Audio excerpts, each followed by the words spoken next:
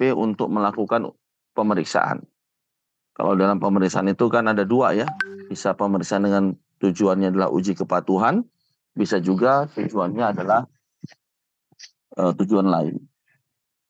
Nah, outputnya apa? Outputnya surat ketetapan pajak. Surat ketetapan pajak yang disampaikan kepada wajib pajak ini bisa disetujui, bisa juga tidak. Kalau setuju, kemudian lakukan pembayaran. Kemudian kalau nggak setuju, ya silahkan ajukan keberatan. Keberatan bisa juga dikabulkan, bisa juga tidak. Kalau dikabulkan berarti tidak ada kewajiban ataupun sesuai dengan apa yang Anda minta begitu. Kalau misalnya tidak dikabulkan berarti Anda harus membayarkan sejumlah apa yang ada di SKP. Kemudian di keberatan, apabila wajib pajak juga tidak setuju dengan surat keputusan keberatan, maka boleh juga dapat melakukan banding ke pengadilan pajak ya. Pengadilan pajak melakukan banding, kemudian kalau tidak setuju dengan putusan banding, maka bisa melakukan PK, ya, peninjauan kembali ke Mahkamah Agung. Nah, yang perlu diingat di dalam proses ini adalah apabila wajib pajak mengajukan keberatan, ya, keberatan ke Kanwil, tentu saja melalui KPP terdaftar, maka apabila keberatannya ditolak, ya, atau dikabulkan sebagian, maka ada kewajiban sebesar 30% ya. Ya, 30% atas pajak yang kurang dibayar atau tidak dibayar. Kalau dibanding itu ada 60% sanksinya. Jadi ada konsekuensi yang harus dihadapi oleh wajib pajak ketika melakukan keberatan maupun banding. Itu yang perlu diingat. Kemudian Bapak Ibu, terkait dengan PPh orang pribadi ini, oke, sebelum masuk ke sana, pada fase timbulnya hak dan kewajiban, ini adalah fase di mana Bapak Ibu dalam melaksanakan hak dan kewajiban sampai dengan fase sengketa ini, ya, boleh didampingi oleh kuasa wajib pajak. Ya. Kuasa wajib pajak itu sementara ini ya dengan regulasi yang berjalan sekarang ada dua ya. Satu adalah konsultan pajak, yang kedua adalah bukan konsultan pajak ya. Bukan konsultan pajak ini banyak sekali hal-hal yang perlu dipersiapkan ya. Tentu saja tapi bisa dipenuhi karena memang kriterianya memiliki sertifikat, memiliki ijazah diploma 3 perpajakan perguruan tinggi terkait dari CA, kemudian memiliki sertifikat ujian sertifikasi konsultan pajak, kemudian yang ketiga adalah memiliki sertifikat pelatihan ya, brevet yang diselenggarakan oleh lembaga khusus. Sehingga dari fase timbulnya hak kewajiban sampai dengan fase sengketa ini masih didampingi oleh kuasa wajib pajak. Kemudian di fase penyelesaian sengketa ini yang boleh mendampingi adalah kuasa hukum ya. Kuasa hukum wajib pajak yang kalau kita merujuk kepada ketentuan yang masih berlaku saat ini, syaratnya untuk menjadi kuasa hukum ya, selain daripada syarat umum ya, ada juga syarat khusus, yaitu menguasai peraturan perundang-undangan perpajakan, yang salah satunya teman-teman yang bisa teman-teman dapatkan pada saat ini ya, nanti tentu saja setelah selesai brevet, yaitu kaitannya dengan sertifikat pelatihan brevet. Jadi ini sungguh peluang luar biasa yang bisa teman-teman dapatkan ya dengan mengikuti kegiatan pelatihan seperti ini. Akan ada kemungkinan bisa mendapatkan izin kuasa hukum dengan cara mendaftarkan diri nanti setelah kegiatan brevet selesai dilakukan. Ya. Kemudian Kita masuk di PP orang pribadi ya.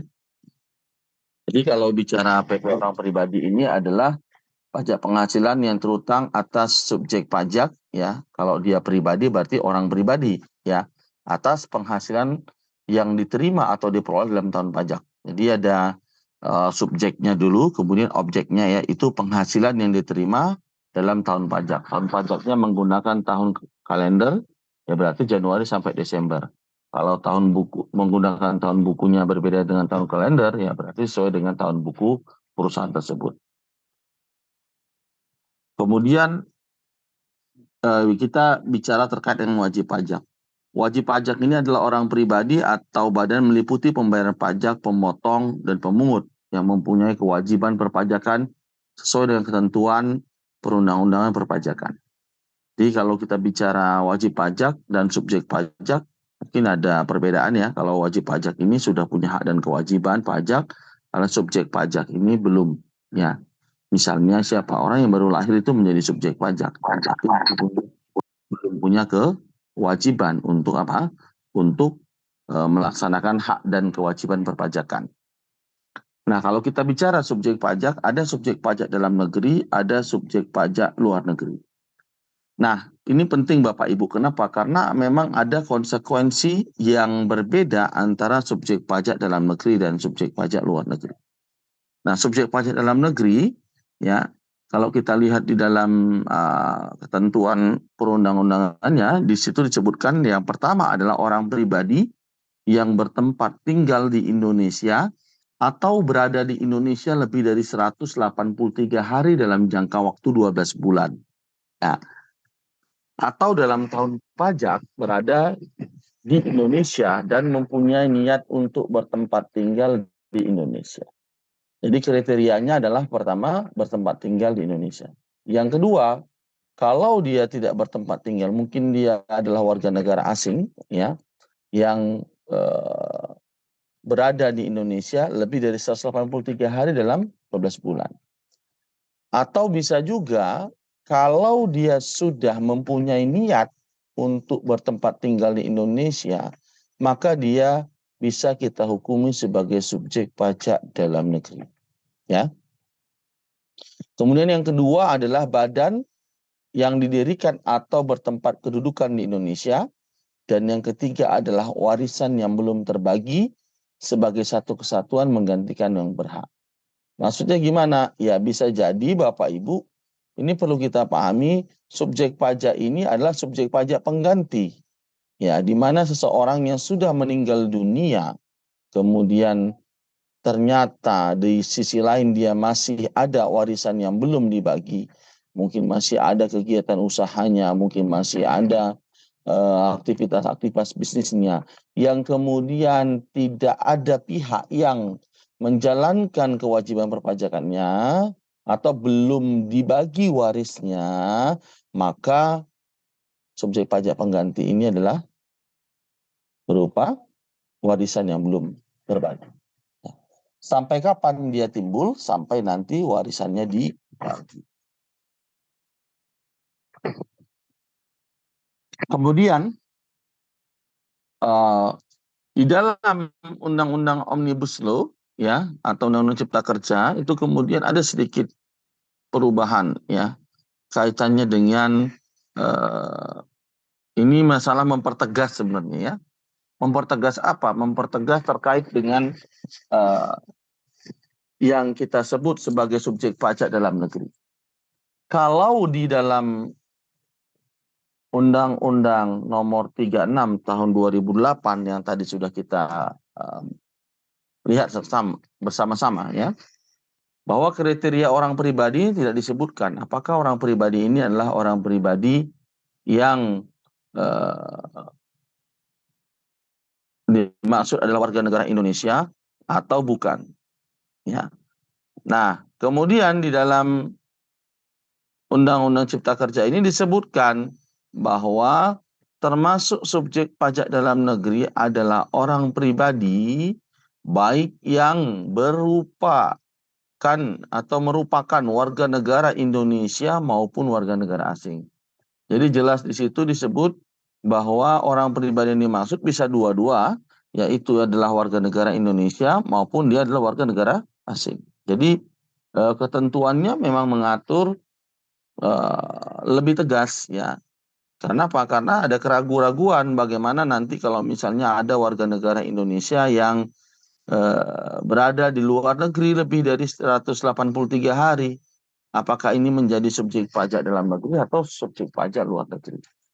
Nah, ini nanti bisa mempertegas ya hal itu.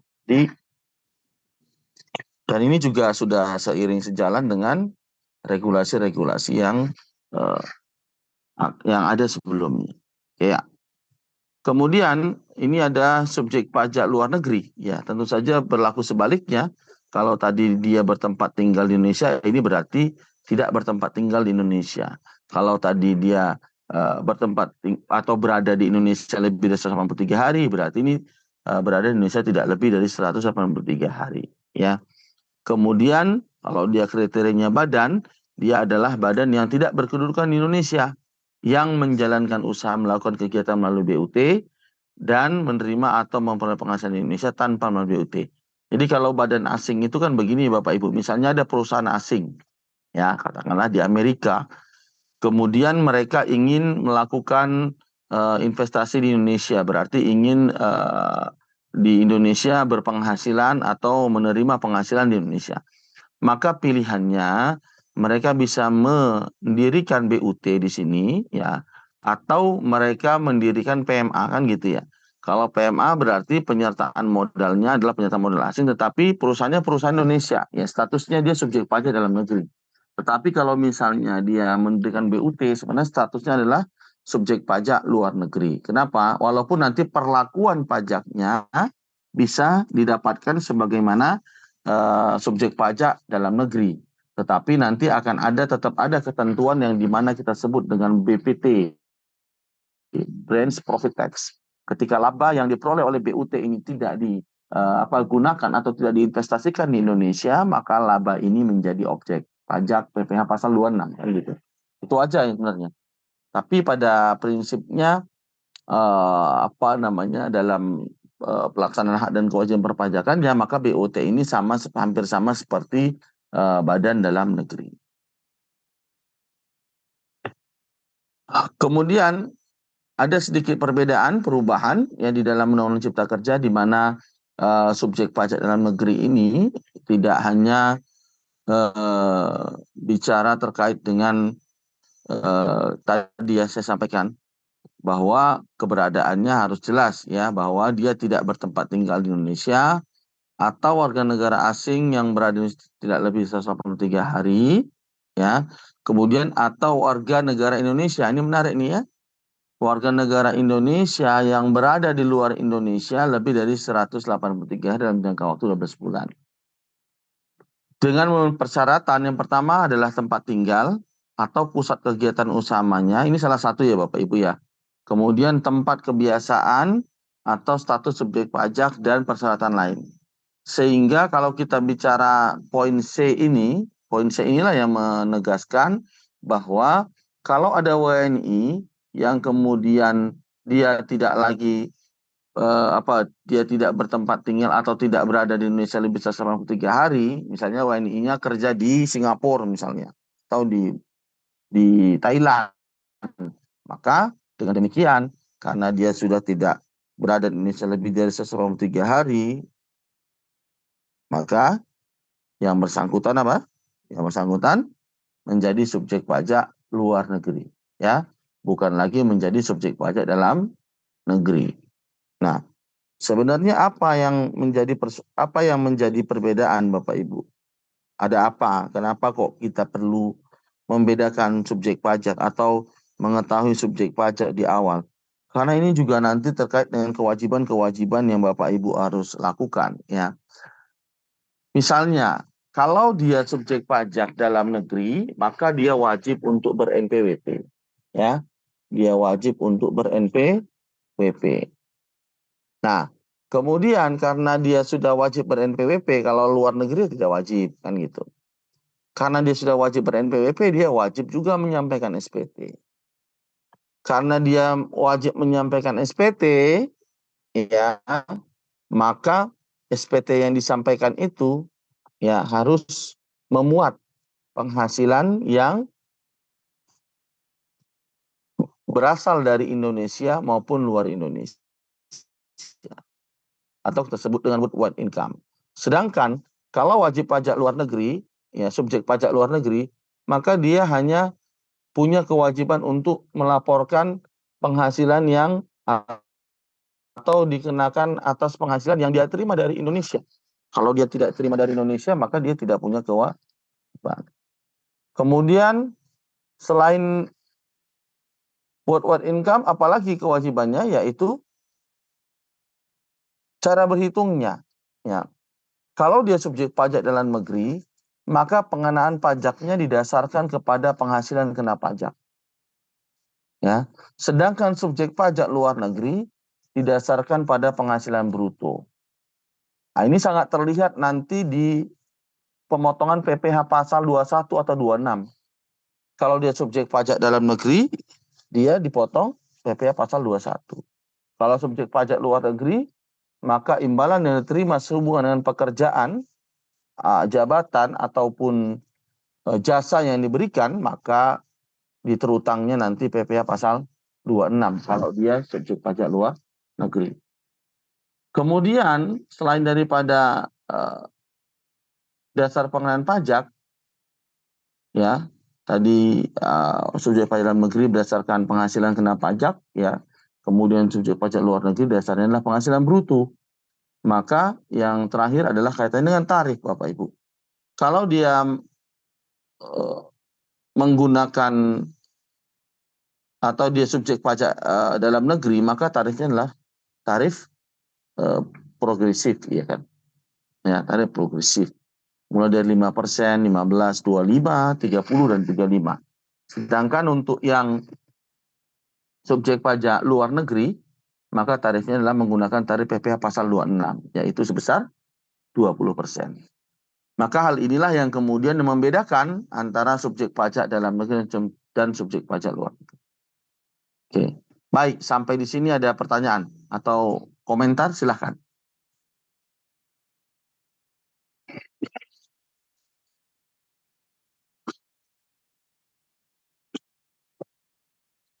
Tidak ada? Tidak ada, kita Izin, lanjutkan Pak. lagi. Ya, silahkan. Ya, izin Pak mau bertanya untuk yang warga negara asing itu kan dikenakan PPh pasal 26 dikalikan 20% untuk tarifnya ya Pak. Ya, atau tarif sepadan. Untuk perhitungan tarif sepadan, oke. Untuk perhitungan eh, penghasilan brutonya apakah sama Pak seperti yang di WNI dikurangi biaya jabatan dan segala macamnya Pak? Tidak. Kalau yang biaya jabatan dan lain itu hanya subjek pajak dalam negeri. Makanya penghasilan bruto bukan penghasilan kena pajak ataupun penghasilan neto, Bu. Kalau misalnya di PPh 21, ya berarti kalau misalnya ada biaya jabatan, iuran pensiun, dan seterusnya, kan begitu sebagai pengurang. Tetapi kalau untuk dia subjek pajak luar negeri tidak ada pengurang, Bu. Langsung penghasilan bruto yang dia terima. Misalnya dia terima 100 juta, ya udah dikenakan atas 100 jutanya dikali 20% langsung. Itu nanti di PPh pasal 26 itu. Jadi mungkin kemarin sudah dipelajari ya. Beda. Jadi jangan samakan antara subjek pajak luar negeri dengan ekspatriat ya, Bu ya. Jadi beda lagi tuh. Kalau ekspatriat itu statusnya subjek pajak dalam negeri, Bu. Jadi kalau Ibu kemarin belajar PP pasal 21, di situ kan ada ketentuan yang mengatur terkait dengan PPh 21 atas ekspatriat. Cuma membedakan kalau ekspatriat dengan sama-sama subjek pajak dalam negeri, tapi karena dia ekspatriat, untuk perhitungan PP pasal 21-nya bukan setahun, tapi disetahunkan. Artinya tetap dikali 12, walaupun ekspatriat tersebut masuk ke Indonesia di tahun berjalan. Jadi kalau di tahun berjalan itu kan kalau dia subjek pajak dalam negeri, ya ketentuannya adalah penghasilannya tetap dihitung setahun. Misalnya dia bekerja bulan Juni, maka PPh-nya ya dihitung sejak Juni ke Desember. Juni ke Desember itu kan sekitar 7 bulan ya, 12 min N plus 1. Tetapi kalau di ekspatriat tidak dikali 7 bulan, tetapi tetap dikali 12 bulan. Kenapa? Karena dia adalah ekspatriat. Ekspatriat itu ketentuannya tetap dianggap disetahunkan. Nah, kalau dia subjek pajak luar negeri, tidak, ya. Dia dari penghasilan bruto. Kalau ekspatriat masih berhak mendapat iuran PT, iuran pensiun, masih berhak mendapatkan biaya jabatan, PTKP itu masih berhak dia. Tapi dia tidak boleh dihitung setahun, harus disetahunkan. Nah, kalau Ibu tanya, berhak mendapat pengurang? Tidak, kalau PPh pasal 2.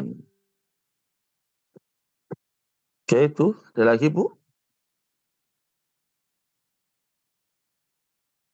Sudah Halo? cukup, Pak. Terima kasih.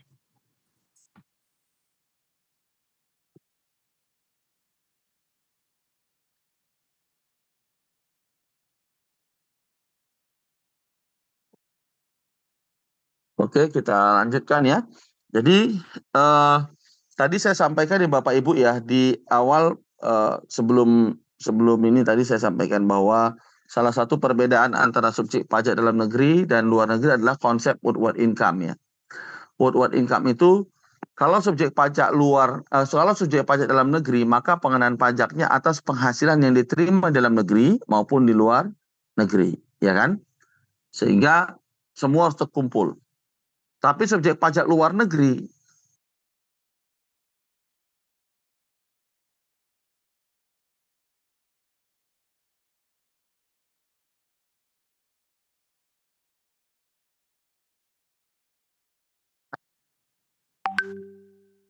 penghasilannya dikenakan hanya terhadap penghasilan yang diterima di dalam negeri. Nah, ingat ya, tadi saya katakan konsep subjek pajak dalam negeri adalah worldwide income. Tapi Bapak Ibu, di dalam Undang-Undang Cipta Kerja atau Omnibus Law,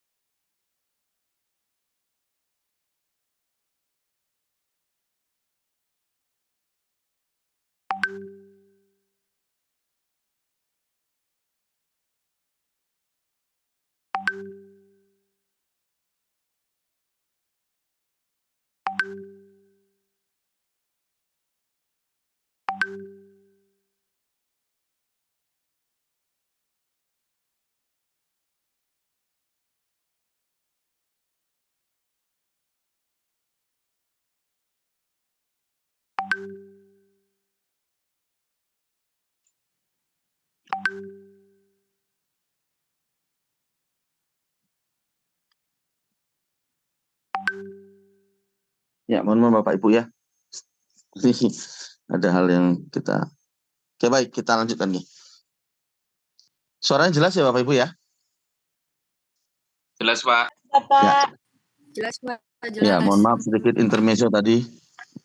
Mungkin ada hal penting karena ada kelihatan. Oke, kita lanjutkan saja. Baik Bapak Ibu, tadi saya sudah sampaikan ya bahwa kegiatan namanya subjek pajak dalam negeri tadi ada perbedaannya sedikit saja sebenarnya. Walaupun ini menjadi penting juga. Kenapa? Karena kalau kita bicara subjek pajak dalam negeri, konsepnya kan tadi worldwide income ya. Worldwide income itu berarti penghasilannya yang diperoleh dalam negeri dan luar negeri. Kemudian di dalam Undang-Undang Omnibus Law itu agak disimpangi sedikit. Kenapa disimpangi? Karena diberikan sedikit privilege begitu ya. Apa privilege-nya? Kalau tadi subjek pajak dalam negeri itu penghasilan dari dalam negeri dan luar negeri yang harus dilaporkan dipajaki, tetapi khusus untuk ekspatriat ya, di mana warga negara asing tersebut telah menjadi subjek pajak dalam negeri, maka ketentuan perpajakannya menjadi apa? Pengenaan pajaknya hanya didasarkan pada penghasilan yang dia terima atau diperoleh dari Indonesia. Sedangkan penghasilan yang diterima di luar Indonesia itu tidak dikenakan pajak di Indonesia. Nah, ini sebenarnya. Tetapi berlaku khusus kepada mereka yang punya keahlian tertentu dan hanya diberikan jangka waktunya 4 tahun sejak menjadi subjek pajak dalam negeri. Artinya apa? Artinya Bapak Ibu, kalau misalnya saya ekspatriat, tapi saya ini kan tetap menjadi subjek pajak dalam negeri. Nah, karena saya ekspatriat dan memenuhi kriteria yang ada, nanti kriterianya itu macam-macam ya. Di sini saya sudah sampaikan juga sebenarnya di slide kalau nggak salah ya ini. Ya dia harus pertama mempunyai sertifikat keahlian, kemudian ijazah pendidikan dan pengalaman sekurang-kurangnya 5 tahun. Kemudian kriteria untuk tenaga kerja asingnya menduduki pos jabatan tertentu dan peneliti asing. Ya, ini yang perlu dilengkapi persyaratannya. Ya, dari situ berarti ketika memenuhi persyaratan, maka ekspatriat ini seharusnya kan tadi kalau subjek pajak dalam negeri dikenakan atas penghasilan yang diterima di dalam negeri maupun luar negeri. Tetapi karena ada perlakuan khusus dari undang-undang kita, maka dikenakannya hanya berdasarkan penghasilan yang dia terima dalam negeri saja. Sedangkan penghasilannya di luar negeri itu tidak dikenakan pajak di Indonesia. Nah ini yang saya katakan tadi agak menyimpang dengan konsep worldwide income. Padahal di konsep worldwide income itu disebutkan bahwa yang namanya penghasilan itu adalah yang berasal dari Indonesia maupun luar Indonesia. Ya, oke. Sebagaimana yang ada di Undang-Undang PPH. Di Undang-Undang PPH ini disebutkan bahwa yang namanya penghasilan adalah setiap tambahan kemampuan ekonomis yang diterima atau diperoleh oleh wajib pajak, baik yang berasal dari Indonesia atau luar Indonesia, yang dapat dikonsumsi atau menambah kekayaan dengan nama dan dalam bentuk apapun. Nah, makna daripada diterima atau diperoleh, ya, ini berarti maknanya menggunakan kalau di accounting disebut dengan cash basis dan accrual basis. Diterima berarti cash basis. Pengakuan penghasilan itu adalah pada saat kas diterima. Kalau accrual basis pengakuan penghasilan itu pada saat terjadinya transaksi. Sehingga Bapak Ibu kalau kita bicara ketentuan pajak ini bisa dua-duanya, yaitu bisa diterima, bisa cash basis, bisa juga accrual basis. Tetapi perlu diingat bahwa pembukuan di Indonesia ini juga menjadi syarat juga kan?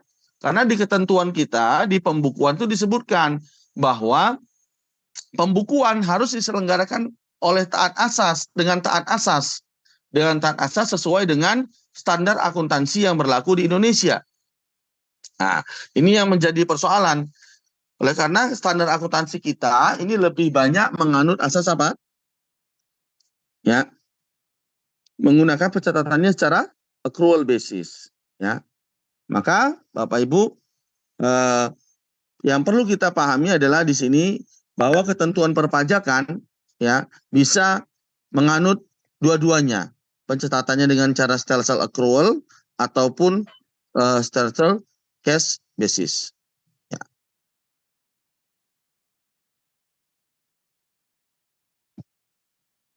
Oke. Kemudian yang kedua adalah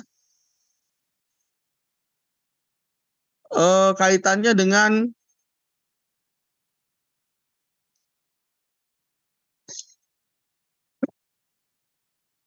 yang dari mana sumber penghasilannya. Di mana Bapak Ibu yang namanya adalah penghasilan itu bisa berasal dari Indonesia maupun luar Indonesia. Sehingga definisi worldwide income terakomodir di definisi ini. Makanya tadi saya sering sebut ya, kenapa? Nanti akan ada perbedaan konsep ketika bagaimana kita memperlakukan tadi ya subjek pajak dalam negeri dan subjek pajak luar negeri. Oke. Kemudian berikutnya adalah di situ disebutkan ya yang dapat dikonsumsi atau menambah kekayaan. Yang dapat dikonsumsi atau menambah kekayaan. Nah, yang dapat konsumsi atau menambah kekayaan ini kaitannya dengan apa? Dengan konsep yang kita sebut analisis, ya, analisis biaya hidup, ya, analisis biaya hidup. Penghasilan yang diterima oleh wajib pajak itu pada umumnya digunakan untuk konsumsi, ya. Yang kedua adalah kalau masih ada sisa digunakan untuk investasi. Kalau masih ada sisa baru digunakan untuk atau ditabung begitu ya, disimpan. Nah,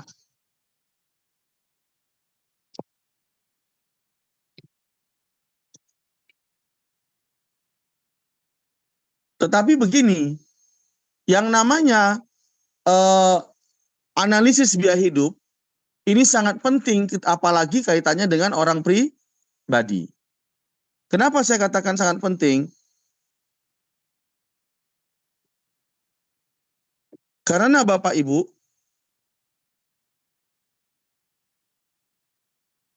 analisis biaya hidup ini digunakan oleh fiskal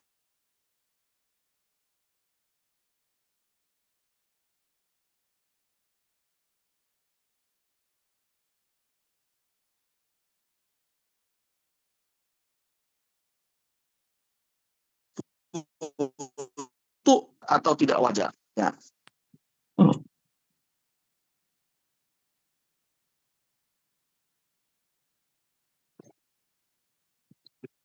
Ya, contohnya saya tampilkan pakai Excel aja ya, nggak kelihatan nanti misalnya. Kalau ada pertanyaan, misalnya pertanyaan atau ide, gagasan ataupun pemikiran itu silakan aja langsung ya Bapak Ibu. Mungkin bisa resen dulu. Nanti kalau misalnya sudah resen, saya akan berhenti ya. Kalau Bapak Ibu sudah resen. Atau kalau misalnya sulit ataupun nggak begitu nyaman dengan resen, bisa langsung saja ya. Nanti saya akan berhenti. Saya kasih contoh. Ini pakai Excel saja.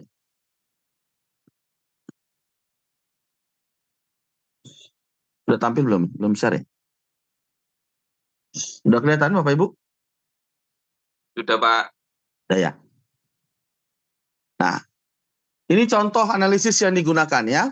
Ini saya kasih contoh. Penghasilan itu kita simbolkan dengan Y. Ya. Ini penghasilan. C ini adalah konsumsi.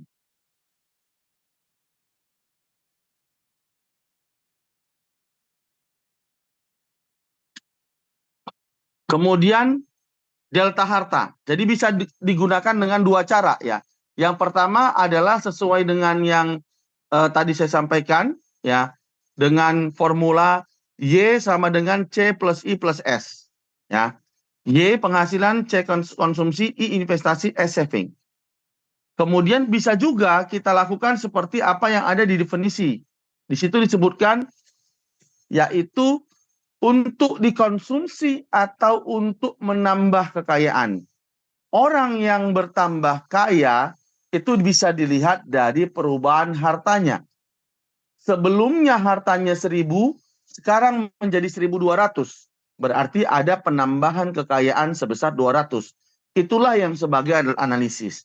Jadi kalau Bapak Ibu misalnya di sini ada penghasilannya 500, kemudian konsumsinya 300, kemudian kenaikan harta dari tahun 2022 ke 2023 misalnya adalah sebesar 200, maka masih dikatakan wajar. Kenapa? 500 penghasilannya, kemudian pengeluarannya untuk konsumsi 300, untuk menambah hartanya 200. Sehingga di sini sama-sama 500. Oke, nggak ada masalah. Mantep, ya, masih oke lah ya.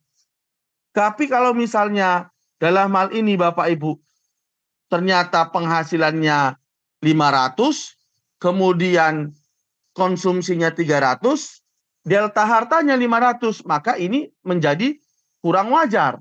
Ya. Sehingga Fiskus itu pasti akan menganggap kenaikan harta yang tidak sesuai dengan penghasilan Bapak Ibu, itulah nanti yang disebut atau dianggap sebagai tambahan kekayaan neto dari penghasilan yang belum dikenakan pajak. Dan ini ada definisinya di penghasilan di pasal 4 ayat 1. Ya. Jadi yang dianggap tadi bahwa Bapak Ibu ada penghasilan yang belum dilaporkan, ya, ini menjadi tambahan kekayaan neto yang berasal dari penghasilan yang belum dikenakan pajak, sehingga mereka pasti akan meminta pajaknya dari Bapak Ibu sesuai dengan kenaikan yang harta yang ada. Makanya kenapa kemarin ada teks amnesti? Karena banyak orang yang tidak melaporkan harta, kan begitu. Sehingga supaya tidak repot-repot memeriksa penghasilan dan lain-lain, ya sudah kalian ngaku aja deh hartanya berapa, kenain tarif, kan gitu. Ya. Berikutnya Bapak Ibu, kita bicara terkait dengan analisis yang lain. C plus I plus S ini juga sama saja. Ya, ketika ada penghasilan yang Bapak Ibu terima, ternyata konsumsi, investasi, dan savingnya lebih besar daripada penghasilan yang Bapak Ibu terima, maka ini pun dianggap nanti tidak wajar dan bisa dianggap sebagai tambahan kekayaan neto yang belum dikenakan pajak. Tentu saja dikali tarif, kan gitu. Nah, ini adalah salah satu hal yang perlu Bapak Ibu pahami ketika nanti kita menyusun SPT, harus betul-betul memperhatikan berapa sih kenaikan harta WP dari tahun ke tahun. Sehingga jelas, jangan sampai apa yang Bapak Ibu masukkan di SPT ternyata tidak sesuai dengan apa yang Bapak Ibu terima. Kadang-kadang kan kita ini menerima penghasilan tapi kadang-kadang tidak merasa, ya. Misalnya Bapak Ibu terima 10 juta, terima 5 juta, terima 7 juta, yang di luar penghasilan yang rutin diterima, kemudian Bapak Ibu belikan kendaraan gitu ya. Uang tunainya udah nggak kelihatan, tapi kendaraannya ada. Berarti kan ada penghasilan sebenarnya. Makanya logis-logis aja Bapak Ibu, sebenarnya kalau kita bicara misalnya pegawai gitu ya, pegawai negeri sipil kah atau pegawai di perusahaan kah, sebenarnya udah jelas itu. Bukti potongnya itu sangat penting untuk menganalisis. Jadi kalau mbak-mbak, ibu-ibu di sini ya, yang hari ini ada di ruang Zoom, yang mau menikah, barangkali mau tahu sebenarnya berapa sih jumlah penghasilan dari calon suami ini, ya lihat aja bukti potongnya kan. 1721A1 itu kan kelihatan di situ angkanya berapa. Ya, nah itulah penghasilan yang dia terima selama 1 tahun. Terlepas ada di luar itu, ya berarti otomatis kalau dia bicara PPAOP, pasti akhir tahunnya kurang bayar. Kenapa? Karena ada penghasilan yang sudah dipotong, ada yang belum. Kalau yang belum berarti harus ditambahkan dengan penghasilan yang sudah dipotong, sehingga terjadilah kurang bayar di akhir tahun gitu. Oke. Sampai sini ada diskusi kah? Ada pertanyaan?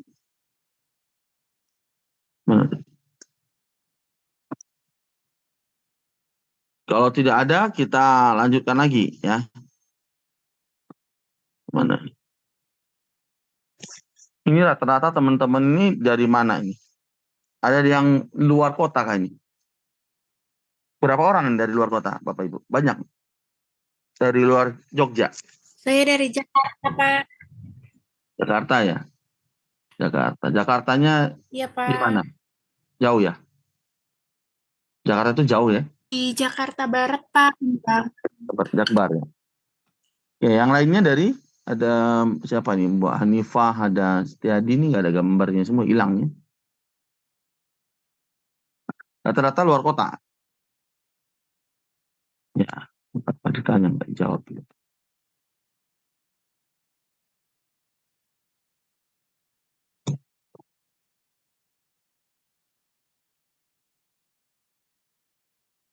Oke, sekarang kita masuk di penghasilan pasal 4 ayat 1 dan pasal 4 ayat 2 di pasal 4 ayat 3. Jadi ada 3 pasal yang terkait dengan penghasilannya Bapak Ibu. Ya, pasal 4 ayat 1, pasal 4 ayat 2, dan pasal 4 ayat 3. Nah, dari 3 pasal ini, apakah semua penghasilan ini akan kita perhitungkan di akhir tahun? Nah, jawabannya tidak. Ya, tidak semua penghasilan yang kita terima akan kita perhitungkan kembali di akhir tahun. Ada penghasilan yang tidak akan kita hitung lagi di akhir tahun. Apa itu? Yaitu penghasilan yang sifatnya final dan bukan objek pajak. Ya, sekarang kita lihat dulu di pasal 4 ayat 1. Pasal 4 ayat 1 yang namanya penghasilan, ya ini yaitu pertama ya di poin A, penggantian atau imbalan sehubungan dengan pekerjaan atau jasa yang diterima dalam bentuk gaji, upah, honorarium, komisi, bonus, gratifikasi, uang pensiun, atau imbalan dalam bentuk lainnya termasuk natura dan kenikmatan kecuali ditentukan lain dalam undang-undang ini. Jadi di sini Bapak Ibu kita bicara terkait dengan objek pajak. Ya. Jadi di objek pajak yang poin A ini adalah penghasilan yang diterima oleh pegawai. Ya. Jadi termasuk natura. Natura ini juga masuk sekarang. Ya. Kalau dulu mungkin kalau ikut brevet sebelum 1 Januari 2022, natura ini masih kategorinya bukan objek. Ya. Tapi sekarang sudah masuk kriteria objek pajak. Kemudian yang kedua B adalah hadiah dari undian atau pekerjaan, kegiatan, penghargaan. Kemudian laba usaha. Kemudian keuntungan karena penjualan harta. Nanti Bapak Ibu bisa baca detailnya. Baik itu yang karena masuk kepada perseroan, keuntungan kepada pemegang saham, atau keuntungan karena likuidasi. Ini semua berupa pengalihan ya. Keuntungan karena pengalihan harta berupa hibah. Kemudian yang berikutnya, poin E, penerimaan kembali pembayaran pajak ya yang telah dibebankan sebagai biaya dan pembayaran tambahan pengembalian pajak ya. Kemudian bunga termasuk premium diskonto karena jaminan pengembalian utang, dividen dalam bentuk apapun, royalti ya, sewa dan penghasilan lain sehubungan dengan penggunaan harta, penerimaan atau perolehan pembayaran berkala, keuntungan karena pembebasan utang, ini utang yang dibebaskan juga masuk ya. Makanya tadi definisinya itu bukan arus kas masuk Bapak Ibu. Definisinya itu adalah tambahan kemampuan ekonomis. Jadi kalau ada wajib pajak dibebaskan utangnya, kecuali memang yang dibatasi ya. Seperti untuk yang usaha mikro kecil menengah, itu tidak termasuk kepada penghasilan. Kemudian keuntungan selisih kurs, keuntungan selisih lebih karena revaluasi aktiva, premi asuransi, iuran yang diterima atau diperoleh perkumpulan dari anggotanya yang tidak menjalankan suatu pekerjaan bebas. Kemudian tambahan kekayaan neto yang berasal dari penghasilan yang belum dikenakan pajak. Ini tadi yang saya contohkan. Kalau ada yang ternyata secara analisis belum pas analisisnya gitu ya, dianggap sebagai tambahan kekayaan neto. Kemudian ada penghasilan dari usaha berbasis syariah, kemudian ada imbalan bunga dan surplus Bank Indonesia. Ini adalah di pasal 4 ayat 1 umum.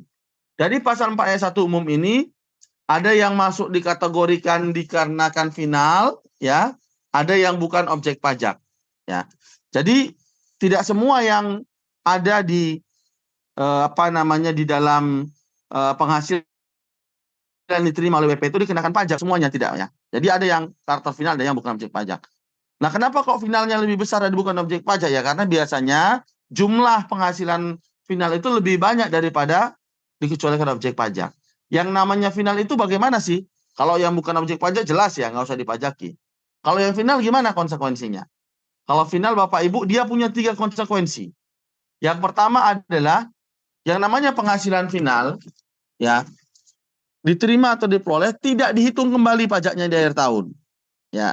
Jadi pengenaan pajaknya final ini kan hanya pada saat transaksi. Itu karakteristiknya biasanya.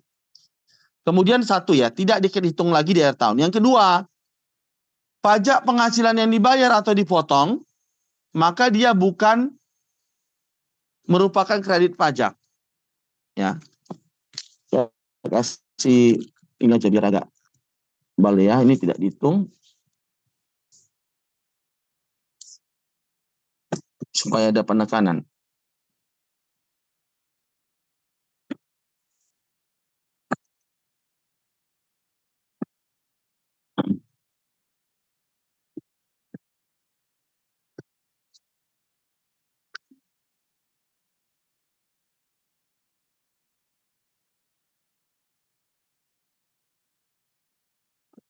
Ya. Jadi yang kedua, sini disebutkan jumlah pajak yang dipotong atau dibayar tidak dapat dikreditkan dengan pajak terutang. Kemudian biaya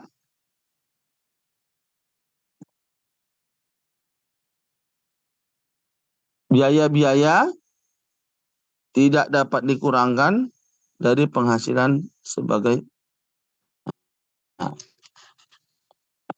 supaya nanti ini lebih gampang Bapak Ibu untuk memahaminya ya. Oke.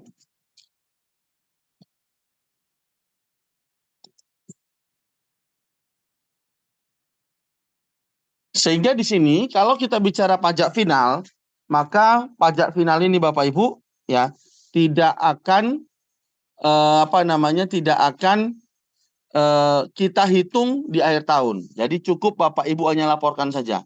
Misal contohnya gampang begini. Saya contoh. Kalau Bapak Ibu misalnya penghasilannya murni dari bunga tabungan deposito, maka otomatis SPT Bapak Ibu pasti nihil. Atau penghasilan Bapak Ibu murni dari penjualan tanah dan bangunan, itu kan final juga ya kan? Maka SPT Bapak Ibu pasti nihil. Walaupun Bapak Ibu mendapatkan keuntungan menjual tanah dan bangunan itu, nilainya fantastis luar biasa. Ekstrimnya beli 1M jual 10M. Maka kewajiban pajaknya 10M dikali 2,5%, selesai. Pak, untung 9M-nya gimana? Ya bukan lagi dipajaki. Kenapa? Karena sudah dipajaki berdasarkan transaksinya. Gitu. Ini menarik.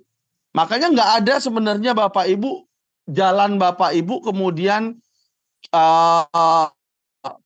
mengecilkan jumlah pajak penjualan tanah.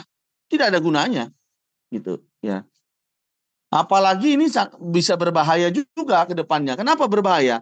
Karena bayangkan, Bapak Ibu misalnya transaksi tanah, harusnya harganya 10M, Bapak Ibu transaksinya buat 5M. Supaya PPh-nya kecil. Pertanyaan saya adalah, dari 5M itu yang diterima berapa? 10M. Pertanyaannya, yang 5M yang Bapak Ibu nggak pernah akui sebagai penghasilan itu, diakui sebagai apa? Akhirnya blunder kan? Kenapa blunder? Ya akhirnya DJP akan mempertanyakan 5M itu penghasilan dari mana? Yang celaka bukan diminta pajaknya, tetapi yang dikenakan adalah yang 5M yang seharusnya final tadi dikenakan progresif. Nah, itu yang jadi masalah. Ini yang kadang-kadang wajib pajak ya, mohon maaf begitu. Ya. Seringkali inginnya bayar pajaknya rendah, tetapi meninggalkan risiko masa depan.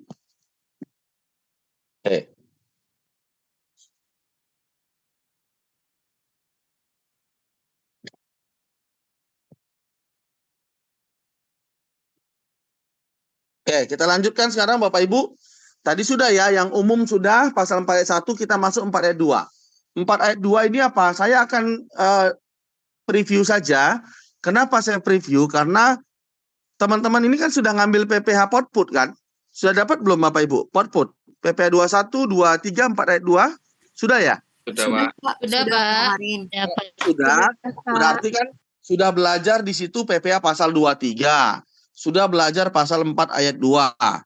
Kan sudah ada di situ. Kemudian PPH pasal 26.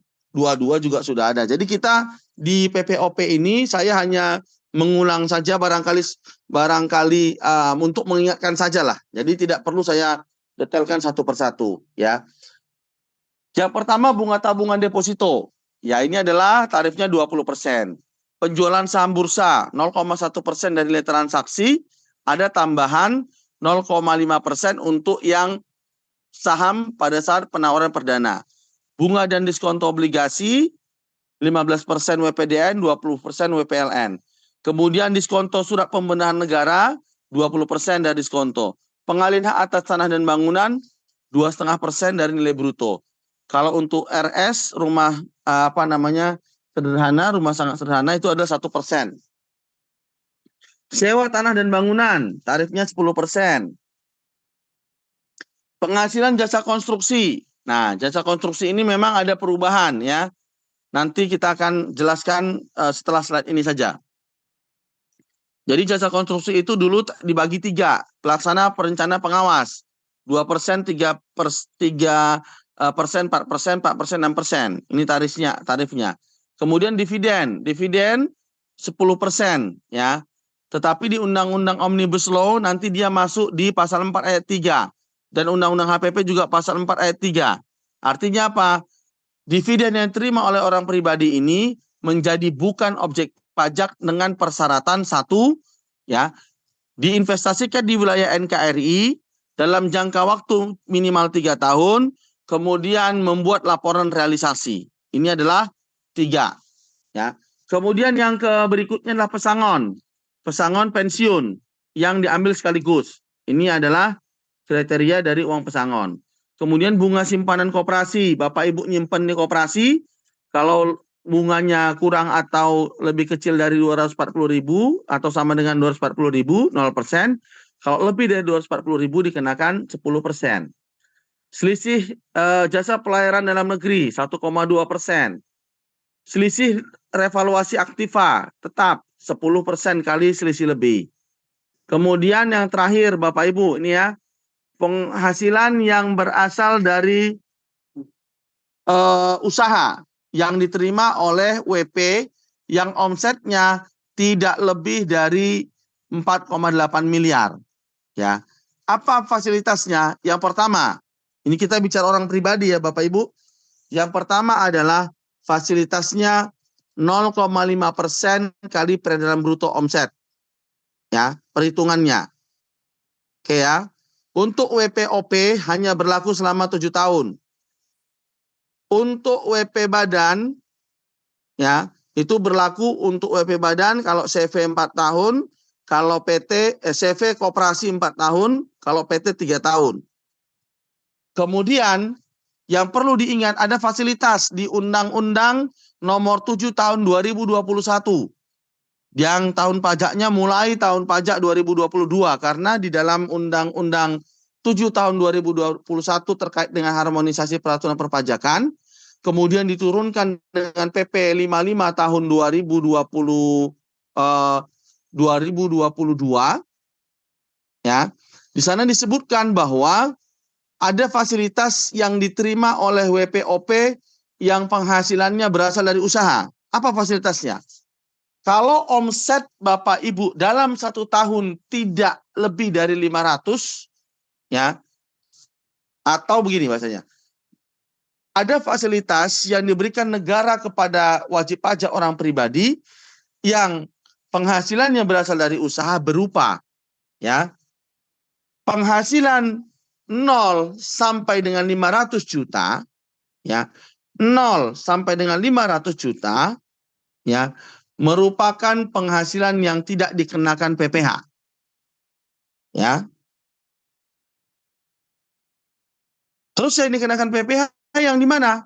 Nah, yang dikenakan PPh adalah penghasilan yang setelah 500 jutanya. Itu ya. Jadi 0 sampai 500 enggak. Pak, omset saya cuma 400 setahun nih jualan bakso. Ya udah, berarti Anda nggak perlu bayar pajak. Pak, jual sepeda saya lakunya 600 juta, Pak. Loh, kalau 600 juta berarti yang 0 sampai dengan 500 nggak perlu dibayar pajaknya. Sisanya yang 100 juta itu kena 0,5%. Bisa dipahami Bapak Ibu ya? Oke. Next ya. Kita lihat nih. Ini yang tadi saya sebutkan untuk undang jasa konstruksi, ya, ada perbedaan, beberapa perbedaan perlakuan. Nah, jadinya seperti ini Bapak Ibu, ya.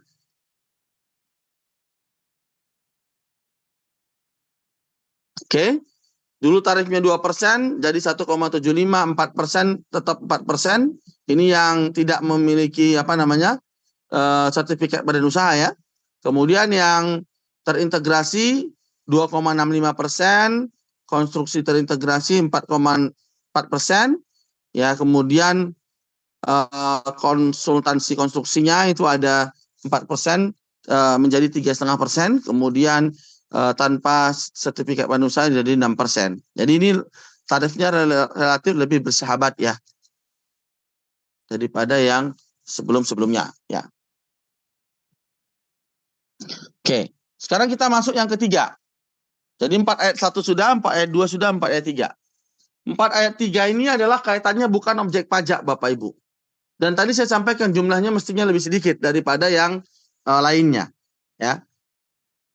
Kita lihat yang pertama adalah yang bukan objek pajak, yaitu bantuan atau sumbangan, termasuk zakat, infak, sedekah yang diterima oleh badan amil zakat, atau lembaga amil zakat yang dibentuk atau disahkan oleh pemerintah, dan yang diterima oleh penerima zakat. Jadi menarik ini, kalau yang namanya bantuan sumbangan termasuk zakat ini, yang menerima, kemudian menerima penghasilan itu, dalam hal ini adalah mereka yang lembaga zakatnya, kemudian yang menerima zakat juga nggak kena. Jadi ini adalah fasilitas yang diberikan, ya. Yang diterima oleh penerima sumbangan yang berhak, yang diatur dalam peraturan pemerintah. Yang kedua, harta hibahan. Harta hibahan ini terbatas, ya. Harta hibahan yang bukan objek pajak ini terbatas hanya kepada keluarga sedarah garis lurus 1 derajat. Jadi sedarah itu berarti karena ada hubungan biologis ya. Kalau semenda itu kan hubungan perkawinan, tapi yang dimaksud di sini adalah hanya hubungan sedarah saja, ya. 1 derajat. Berarti ini hanya antara anak kepada orang tua dan orang tua kepada anaknya. Kalau misalnya antara kakek dan cucunya, maka ini sungguhnya tidak lagi 1 derajat tingkatannya, tetapi 2 derajat. Sehingga kalau dia 2 derajat, berarti harus dikenakan pajak. Oke. Oke, sampai sini. Ada pertanyaan terkait dengan ini dulu?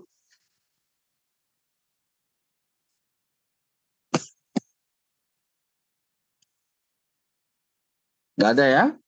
Kalau nggak ada, kita lanjutkan. Kemudian yang B adalah warisan. Ini juga bukan objek pajak. Kemudian harta termasuk setoran tunai yang diterima oleh badan sebagaimana dimaksud dalam pasal 2 ayat 1B sebagai pengganti saham. Ini kalau misalnya Bapak Ibu setoran harta ke perusahaan, ya, ini bukan objek pajak. Ya, setorannya baik berupa setoran tunai maupun tidak, ya. Kemudian natura yang meliputi ini terbatas ya. Pergantian atau imbalan pekerjaan, natura meliputi 1 makanan dan minuman. Kemudian 2 natura disediakan di daerah tertentu. Yang ketiga adalah natura yang bersumber dari APBN APBD. kemudian natura-natura dengan batasan tertentu. Ini ada 11 natura. Mudah-mudahan sudah dipelajari di PP 21 atau mungkin nanti di PP Badan ya. Tapi kita tidak akan menjelaskan 11-nya apa saja. Karena itu bisa waktu tersendiri juga ya. Nanti nggak cukup waktu kita. Tapi poin-poinnya saja. Di sana ada disebutkan bingkisan. Ada disebutkan bingkisan Lebaran Hari Raya. Kemudian hari besar ya, keagamaan. Kemudian kalau bingkisannya di luar hari besar keagamaan itu ada batasannya. Kemudian ada natura atau kenikmatan berupa fasilitas olahraga. Kemudian ada juga peralatan kerja. Kemudian ada juga kaitannya dengan tempat ibadah. Ada fasilitas penginapan ataupun fasilitas pondok dan seterusnya. Kemudian ada juga yang natura yang diterima dari tahun 2022. Itu juga bukan objek pajak. Jadi ada 11 kira-kira Bapak Ibu ya. Kemudian yang berikutnya pembayaran dari perusahaan asuransi karena kecelakaan. Ini klaim asuransi ya. Baik itu asuransi JKK maupun kesehatan maupun asuransi jiwa ya. Oke. Kemudian dividen. Dividen ini banyak kriterianya, tetapi untuk orang pribadi saya sampaikan dividen yang diterima oleh wajib pajak orang pribadi sepanjang dividen tersebut diinvestasikan di wilayah NKRI dalam jangka waktu tertentu. Ini aturannya adalah 3 tahun ya. Kemudian yang kedua, Badan Dalam Negeri saya pikir nggak ada kaitannya dengan kita, tapi yang penting A itu ya. Dividen bisa bukan objek pajak. Kalau memenuhi syarat, kalau nggak memenuhi syarat berarti objek pajak. Kemudian ini ada 9 kriteria, silakan baca nggak masalah ya. Tapi yang terkait dengan kita yang A tadi. Kemudian yang G, ini adalah iuran yang diterima atau diperoleh dana pensiun ya, OJK. Kemudian penghasilan modal yang ditanamkan oleh dana pensiun. Jadi dana pensiun ini ketika terima iuran dari pesertanya, dia tidak dikenakan ketika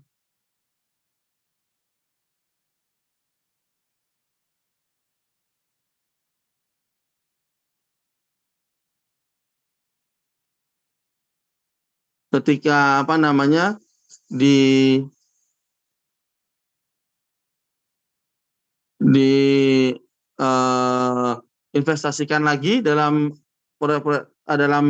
investasi tertentu, misalnya bunga tabungan gitu ya, deposito itu tidak dikenakan pajak.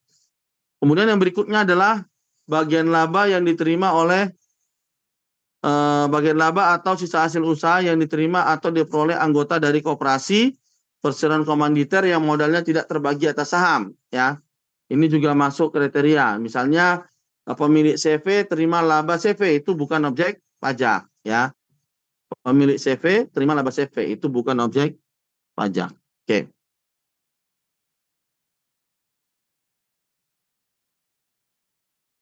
Kemudian ini beberapa pembahasan terkait dengan hibah atau sumbangan atau bantuan ya Bapak Ibu. Kemudian ini adalah harta hibahan yang dikecualikan. Tadi sudah kita bahas ya. Jadi ini sebagai tambahan saja. Ini untuk slide dividennya. Oke. Kemudian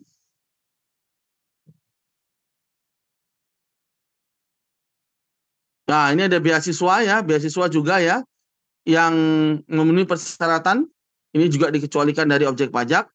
Meliputi beasiswa oleh penerima beasiswa yang merupakan warga negara Indonesia dan untuk mengikuti pendidikan formal, pendidikan non formal yang dilaksanakan di dalam negeri dan atau di luar negeri. Kemudian ini sisa lebih saya tidak perlu bahas. Oke. Nah, kita masuk di sini. Nah, kalau kita tadi sudah masuk di pasal 4 ayat 1, 2, dan 3, tadi ada 4 ayat 1 untuk yang umum, 4 ayat 2 itu adalah bukan objek pajak, 4 ayat 2 adalah final, kemudian 4 ayat 3 adalah bukan objek pajak.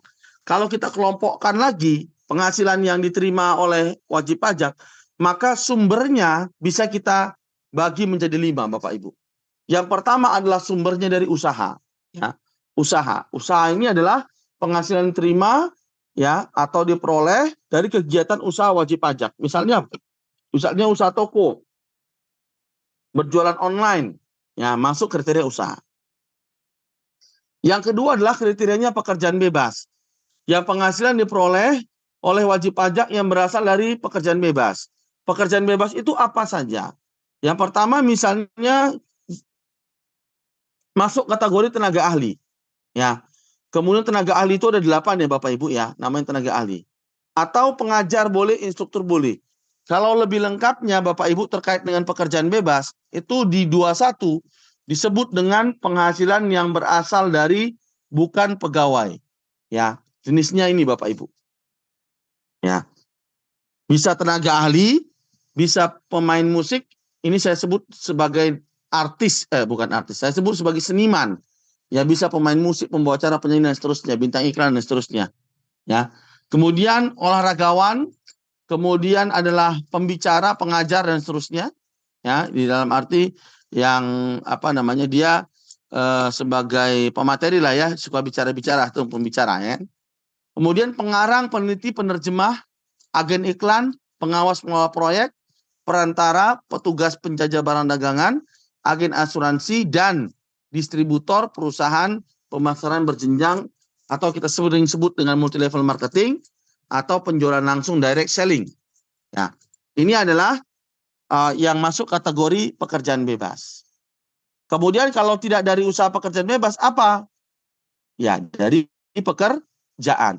Kalau dari pekerjaan ini bisa pegawai negeri sipil, bisa juga yang kita sebut dengan pegawai swasta. Ya, misalnya siapa? Ya, direktur, komisaris, pegawai tetap, pegawai harian, ya macam-macam, PNS.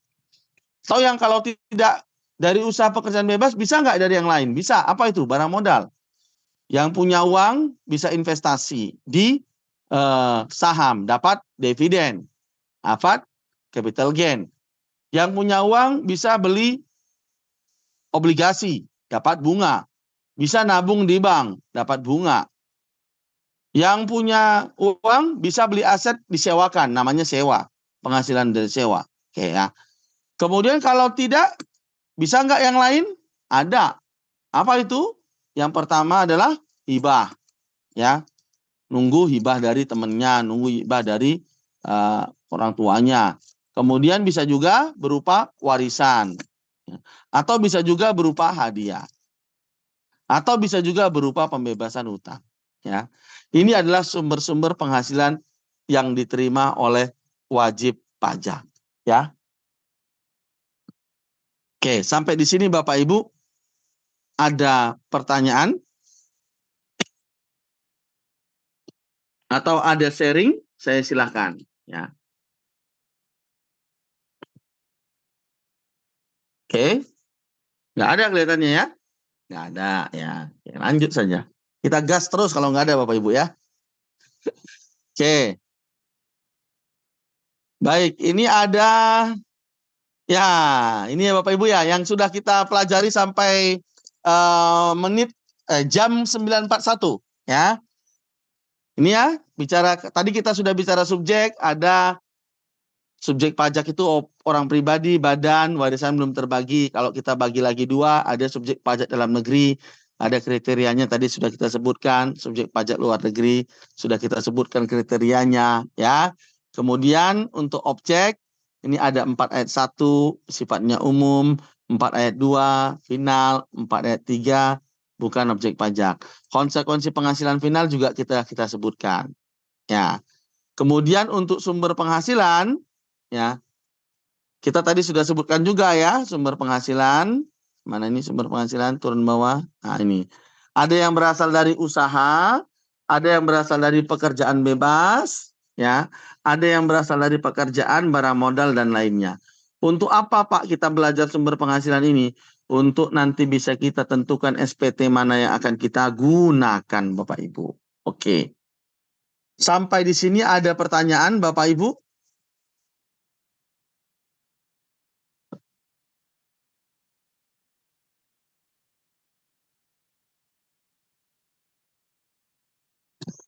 Tidak ada? Kalau tidak ada, berarti ini kita sudah sampai di beberapa teori, kemudian kita akan coba lanjutkan ya, Bapak Ibu, untuk yang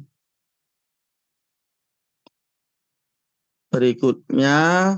Kita lanjutkan PTKP dulu saja, sambil nanti kita menunggu waktu pasnya 9 kurang 5 atau 9 kurang 10 ya. Ya. Jam 10 kurang 10 atau kurang 5 nanti. Kita break sejenak buat Bapak Ibu buat kopi kah atau apakah ya. Oke, sekarang kita lanjut di PTKP. Jadi salah satu fasilitas yang ada di orang pribadi yaitu orang pribadi berhak yang namanya PTKP. PTKP itu adalah penghasilan tidak kena pajak. Kalau misalnya orang pribadi tersebut penghasilannya tidak lebih dari PTKP, maka pasti SPT-nya nihil. Ya. Nah, sekarang kita lihat apa ketentuan penting di PTKP.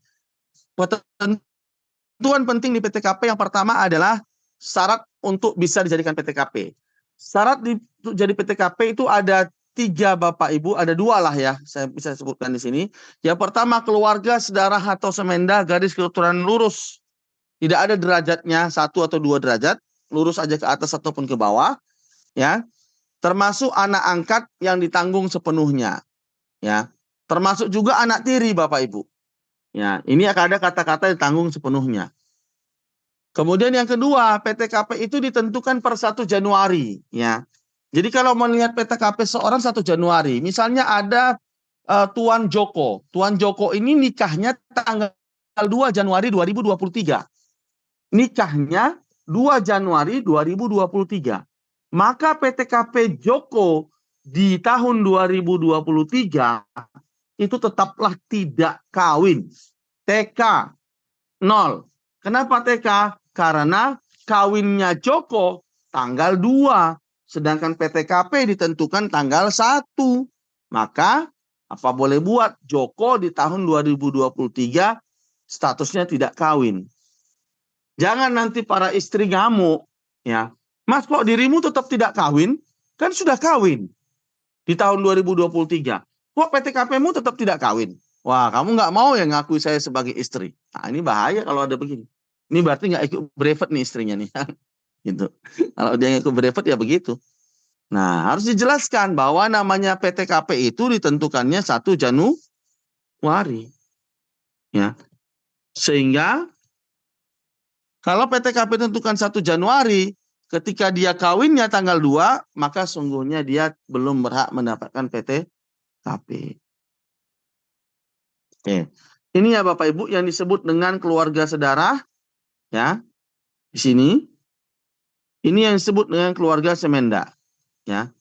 Dari pihak istri ke sana, ini suami kita posisi di sini, maka ini semenda ya ke sana.